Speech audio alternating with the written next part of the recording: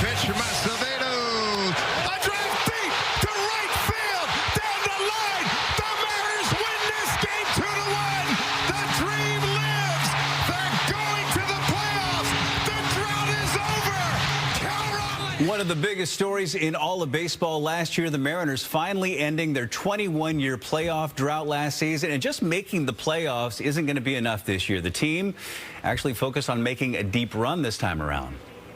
And joining us live is Ian Furness from T-Mobile Park. And Ian, what is it feeling around the team ahead of the first pitch? Well, China and Bill and everyone else, welcome to opening day. And the feeling is what you would expect on opening day. It's a feeling of optimism. Of course, there's 30 teams in Major League Baseball. Everyone feels great on opening day, but some maybe should feel a little better than others. And I think the Mariners would fall into that category. Listen, they were here on the field yesterday, as you can see, working out, getting their final preparations in for the start of season number 47 for this baseball team that has never been to the World Series. And you heard there that great call from Dave Sims last season that broke that long playoff drought, 21 years. Well, this will be just the 5th time in franchise history they have come off a playoff appearance.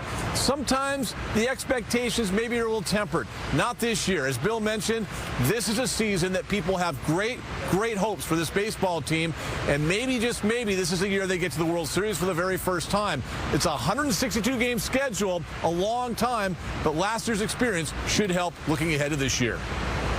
You know, I think we've experienced the highs and lows, and we know what to expect from this group. And, you know, I think for the most part, it's the same team. We just added a couple key pieces. So we have that sense of maturity. We know what we need to do and how we need to get it done. And, yeah, we're just going to go out there and play our game. This is what you work for. And you know, kind of getting the monkey off our back last year, getting into the playoffs. We want to go farther. Everybody's excited. Certainly we've got some new additions at the ball club. We finished on a high note last year, so hopefully we can carry some of that momentum forward. Now, here's a look at some of the changes in Major League Baseball look ahead to this year. And these were all put into place during spring training games this season. And it starts with the pitch clock. And this is a remarkable statistic.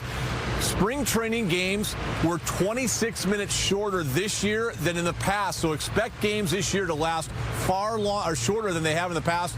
Usually about 2.5 hours. It used to be a Major League Baseball game was a given. It would be 3+ hours. That will be cut down because of the pitch clock. 15 seconds with nobody on the base, 20 with players on the base. So a pitch clock will shorten things up.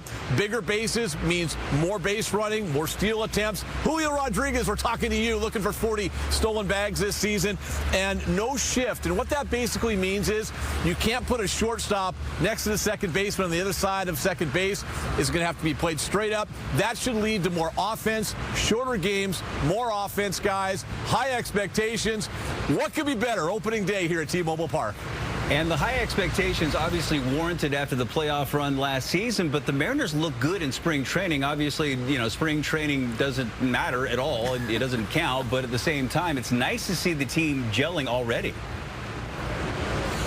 Bill, there's a couple things that jump out. You mentioned spring training. It's like preseason football. You don't really put much stock into that unless you're looking for specific things. And one would be Jared Kelenic.